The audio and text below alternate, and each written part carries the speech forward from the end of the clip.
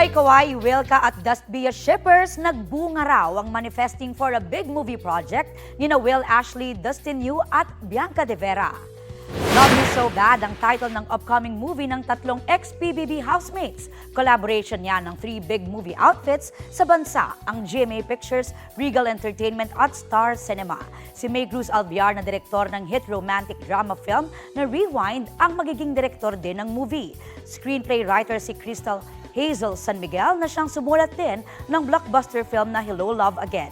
Excited na sina Will, Dustin at Bianca. Magkakaroon raw sila ng look test at malapit nang mag-shoot.